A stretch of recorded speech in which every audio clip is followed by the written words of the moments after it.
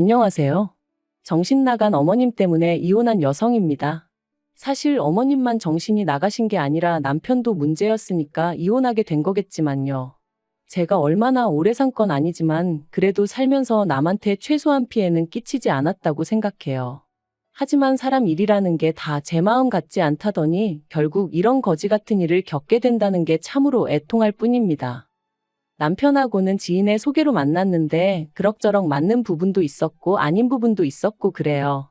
하지만 이제 와서 고백하건대 제 나이는 30이 넘어 있었고 주변 친구들은 하나둘 다 결혼을 하고 있었으니 조금 조바심이 났던 게 사실입니다. 그리고 그런 제 마음과 별개로 남편은 저한테 얼마나 적극적이었는지 몰라요. 게다가 주변에서들 그러대요. 여자는 자기 좋다는 남자 만나서 사는 게 제일이라고. 그래서 조금은 휩쓸리듯 그렇게 남편하고 연애를 시작했네요. 연애를 시작하고 1년이 좀 넘어가던 시기에 아버님이 지병으로 돌아가셨고 힘들어하는 남편을 나 몰라라 할 수가 없었어요. 그래서 결혼 이야기가 나오던 때도 아니었는데 자의반타의반으로 장례식장에서 이것저것 제가 할 수 있는 일을 돕게 되었죠. 비록 경황이 없었지만 그래도 얼떨결에 어머님과 신우는 물론이고 남편 친척 어른들께 인사를 드리게 되었고요. 그리고 그때 제가 의도한 것은 아닌데 다들 저를 좋게 봐주셨던 모양이에요. 이후로 계속해서 남편더러 저를 놓치면 안 된다, 저랑 언제 결혼할 거냐 하며 물어오셨다고 했거든요. 그리고 단지 그 이유 때문만은 아니겠지만 사귄 지 2년 차가 넘어가자 남편이 저에게 프로포즈를 해왔고 그렇게 저희는 부부의 연을 맺기로 하였습니다. 결혼을 약속했을 당시 남편은 시부모님과 함께 살고 있었고 저는 자취를 하고 있었어요. 저희 친정은 서울에서 3시간 정도 떨어진 곳에 있다 보니 서울에 있는 대학에 진학한 이후로는 어쩔 수 없는 선택이었죠. 그래서 신혼집 이야기가 나왔을 당시 시댁에서 1억을 해주겠다 했고 저도 거기다 제 전세보증금이었던 6천을 보태기로 했네요. 부족한 건 대출을 받기로 했고요. 참고로 남편은 돈이 생기는 족족 자기가 운영하던 가게에 쏟아붓고 있었기에 따로 모아둔 돈이 없었어요. 아무튼 이후로 몇 주간 이리저리 발품 팔아 마침내 저희 예산에 꼭 맞는 집을 찾았습니다. 부동산 중개인분도 놀라셨을 만큼 괜찮은 조건이었기에 남편과 상의 끝에 계약금 500까지 걸었고요. 그런데 어머님이 보내주시겠다던 1억이 가타부타 말도 없이 계속해서 늦어지는 거예요. 그리고 더는 집주인이 기다려주지 못한다고 통보를 해왔을 무렵 어머님이 저에게 따로 연락하셔서 말씀하시길 급하게 돈 쓸 곳이 있어서 그 1억을 쓰셨다는 겁니다. 짜증나고 어이없고 황당하기까지 하더라니까요.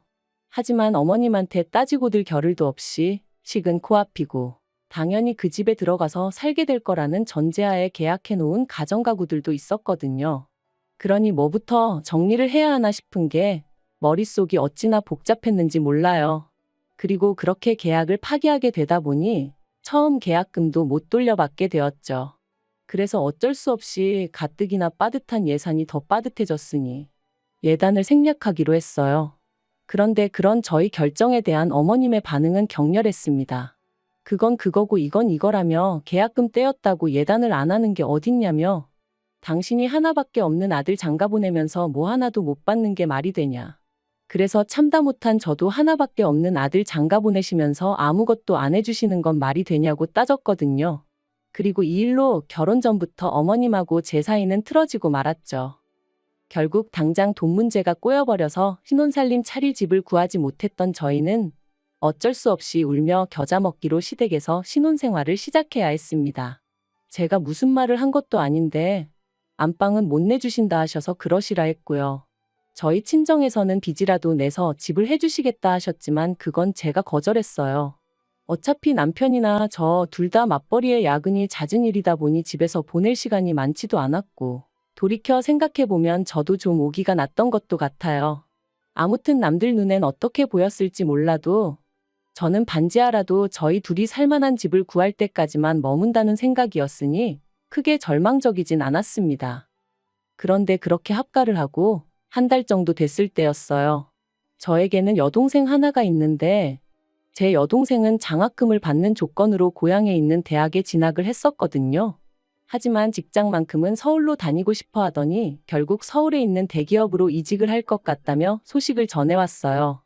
그리고 그날은 마지막 임원 면접을 하러 올라왔던 날이었는데 여동생이 언니 어떻게 사는지 슬쩍 보고만 가면 안 되겠냐 하더라고요. 친정부모님도 걱정 많이 하신다면서. 사실 어머님 댁이다 보니 집들이는 고사하고 친정부모님한테 한 번 오시란 말도 못했던 게 사실이에요. 저희가 모시고 사는 것도 아니고 어쨌든 어머님 때문이긴 했지만 얹혀 사는 상황이었으니까요. 그런데 마침 그날 어머님도 약속 있으시다 하셨던 게 기억이 나서 그럼 잠깐 들리라 했습니다. 그런데 여동생이 저희 집에 오고 10분도 안 돼서 어머님이 오셨어요. 친구분하고 다투셔서 약속이 파토났다고 하시더라고요. 어머님이 제 여동생을 보시고는 저더러 시애미가 집 비우기가 무섭게 손님을 들이냐며 싫은 소리를 하셨고 민망해진 제 여동생이 언니 나 그냥 갈게 하면서 나가는데 어찌나 속상하던지 결국 여동생한테 제대로 커피 한 잔 못 내려주고 보냈네요. 여동생이 가고 나서 저는 저대로 어머님한테 서운하다 보니까 그냥 방문 닫고 혼자 있었어요. 다른 집 며느리들은 이런 상황이었다면 어떻게 했을지 모르겠지만 저는 속이 좁은 사람이라 그런 건지 아무렇지 않은 척할 자신이 없었거든요. 그런데 그런 제 마음과는 상관없이 갑자기 어머님이 저희 방문을 확 여셨습니다. 그리고는 저더러 당신 방에 들어왔었냐는 거예요. 그래서 제가 거길 왜 들어가냐고 안 들어갔다 했습니다. 평소에도 어쩌다 빨래 정리해서 가져다 드릴 때 아니면 들어가는 일이 없고요. 그런데 어머님이 저더러 솔직히 말하라더니 당신 목걸이하고 반지가 없어졌다나요? 순간 이건 또 무슨 소린가 싶은 게 제가 어머님 목걸이하고 반지를 왜 가져가냐고 따졌어요. 그랬더니 그럼 맨날 화장대 위에 올려뒀던 게 어디로 갔겠냐며 그게 발이 달렸냐고 소리를 지르시는데 어이가 없었죠. 그래서 그걸 제가 어떻게 아냐고 그랬더니 너 그거 훔쳐서 네 여동생 줬지? 그러시는 거예요. 이땐 진짜 기도 안 차서 저도 제 동생도 보는 눈이 있고 취향이 있거든요. 해버렸어요. 그리고는 증거도 없이 저한테 이러시는 거 정말 실수하시는 거라고 소리를 질렀죠. 그리고 그때 남편이 집에 돌아왔습니다. 시계를 보니까 점심 장사 끝내고 브레이크 타임이라 들린 모양이더라고요. 어머님이랑 저랑 서로 핏대를 세우고 있는 걸 보고는 남편이 놀래서는 이게 다 무슨 일이냐길래 어머님이 내가 당신 물건을 훔쳤단다고 얘기하곤 주저앉아 버렸습니다. 그랬더니 남편이 어머님 떨어 정말이냐? 뭐가 없어졌냐? 증거 있으시냐 하고 묻대요. 그러니까 어머님이 억울하시다는 듯이 맨날 올려뒀던 게 저거 동생 왔다 가고 없어졌다고. 지 동생 준 게 분명하다며 아이고 그러시는데 남편이 어머님더러 어디에 두셨었냐 다시 한번 찾아보자 하고 모시고 들어가더니 10분도 안 걸려서 찾았다 소리가 들려오더군요. 그리고 발견된 장소는 황당하게도 어머님 핸드백 아니었어요. 하지만 저를 더 열받게 한 건 어머님은 끝끝내 당신의 잘못을 인정하지 않으셨다는 거예요. 오히려 계속해서 당신은 당신 핸드백 안에 그것들을 넣은 적이 없다 하시며 제가 궁지에 몰리니까 몰래 집어넣은 거라는 말도 안 되는 억지를 쓰셨으니까요. 그리고 저는 그런 어머님의 억지에 정말 넌떨머리가 났어요. 그래서 그날 밤 남편에게 어머님이 제대로 사과 안 하시면 이 집에서 더는 못 산다 했습니다. 땅굴을 파고 들어가서 사는 한이 있어도 이 집을 나가야겠다고요. 그리고 일주일이 지나도록 어머님은 결국 사과하지 않으셨어요. 얘기를 들은 신우가 자기가 대신 사과하겠다 했지만 제 마음은 풀어지지 않았죠. 결국 보다 못한 신우가 어머님한테 저한테 사과하시라고 말씀도 드렸다는데 아무 소용이 없었고요. 그래서 결국 분가했어요. 저희 어머님요? 끝까지 미안하다의 밑자도 안 꺼내셨습니다. 오히려 당신이야말로 도둑고양이가 집에서 나가니 이제 맘 편히 두 발 뻗고 자겠다는 막말을 하시더라고요. 분가를 하고 난 이후로 저는 어머님한테 발길을 끊었습니다. 안부 인사도 드리지 않았죠. 막말로 저를 도둑엑스 취급하시는 분에게 제가 뭐 한다고 전화해서 아양을 떨고 찾아뵙고 그래야 하나 싶었거든요. 그런데 어머님이 이런 이야기를 친척분들에게 하고 다니시며 제 험담을 하셨다는 걸 알게 되었습니다. 남편의 사촌형이란 사람이 진탕 술에 취해 저한테 전화해서는 자기 이모 불쌍한 사람이라고 저더러 그러지 말라고 막말을 퍼부었거든요. 진짜 그때 제 기분은 안 당해본 사람은 몰라요. 그런데 저를 더 서럽게 했던 건 남편이 보인 태도였습니다. 제가 남편에게 도움을 구했거든요. 당신이 좀 나서서 해명을 해달라고. 우리 와이프도 지금 마음에 쌓인 게 있어서 그렇다. 남들은 모르는 사정이 있다. 이 정도로만이라도 얘기 좀 해달라고요. 하지만 남편의 반응은 자기도 중간에서 너무 힘들다는 거였어요. 저더러 굳이 노인네한테 사과를 받아야 직성이 풀리겠냐면서 그냥 대충 넘어가면 안 되겠냐고. 어머님도 속으론 미안해하고 계실 거라나요? 그래서 이후로는 시댁 쪽 사람들이 저에 대해서 어떻게 생각을 하건 말건 관심을 끊었어요. 어디서 개가 짖냐? 하는 마음으로 마음대로 떠들어라 내버려뒀죠. 그러다 올 봄이었습니다. 어머님이 목욕탕에서 넘어지시면서 갈비뼈를 다치셨고 그로 인해 입원을 하셔야 된다더군요. 약간의 거동은 가능하신 상황이었지만 신우가 출근하고 나면 혼자 계셔야 하는 상황이었으니 차라리 병원에 계시는 편이 낫겠다 뭐 그렇게 얘기가 된 모양이 돼요. 그런데 황당한 건 남편이랑 신우가 저랑 어머님 사이를 뻔히 알면서 저한테 간병을 부탁하더라고요. 하루 종일 붙어 있어 달라는 건 아니었고 자기 둘이 들여다보지 못하는 시간대에만 와달라는 거였지만요. 어찌나 황당하던지 내가 여전히 화가 나 있는 걸 모르나 싶기도 하고. 그런데 또 한편으론 그래도 남편 어머니시고 어쨌든 몸이 아프시다는데 나 몰라라 하기가 마음에 걸리는 거예요. 그래서 어쩔 수 없이 알겠다 했네요. 병원에 갔더니 어머님이 저더러 누가 반긴다고 왔냐며 짜증을 내셨어요.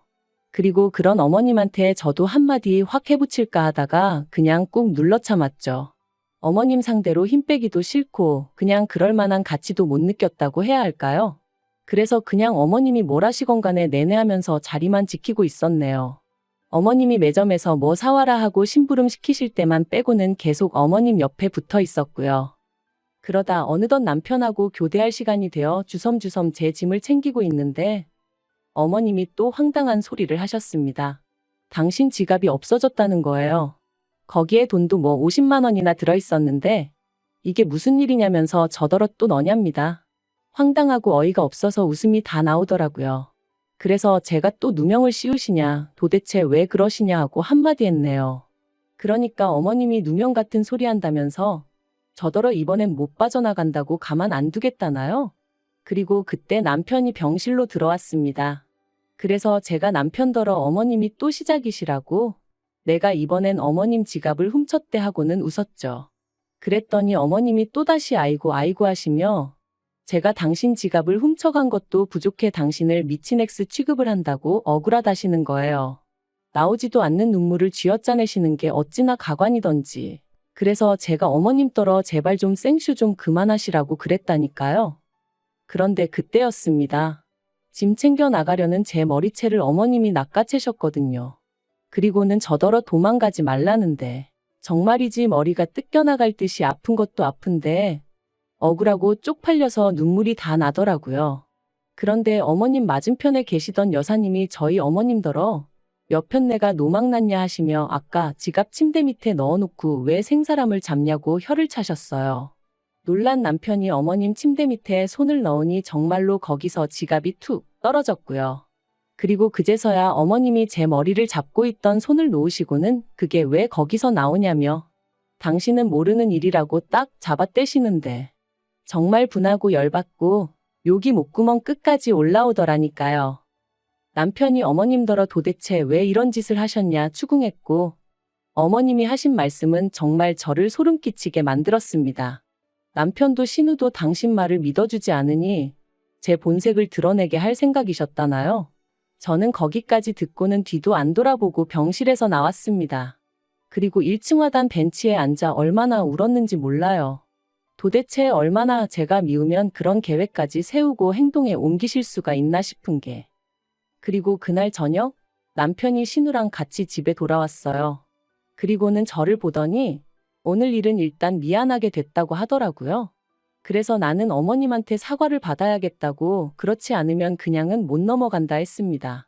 한 번도 아니고 두 번씩이나 그것도 처음에야 실수였다 치더라도 오늘은 정말 일부러 그러신 거니까 나는 그냥은 못 넘어간다고 무조건 사과를 받아야겠다 했죠. 그랬더니 남편이랑 신우가 아무리 그래도 어머님이 지금 환자신데 그럴 것까지 있냐는 거예요. 사람이 나이가 들고 아프면 마음도 약해져서 그런 실수도 할 수 있는 거 아니냐면서요. 그래서 제가 말도 안 되는 소리 하지 말라고 그런 식으로 둘러대는 당신이나 아가씨가 더 나쁘다 했어요. 하지만 남편은 계속해서 장모님이 그러셨어도 자기는 이해했을 거라는 말도 안 되는 소리나 하고 있고. 그래서 결국 남편에게 어머님한테 사과 못 받으면 당신하고도 못 살 것 같다 했습니다. 솔직히 이때만 하더라도 100% 진심은 아니었고 이 정도로 세게 나가면 남편도 아차 하고 뭔가 깨닫는 게 있겠지 싶었거든요. 그런데 남편 반응이 정말이지.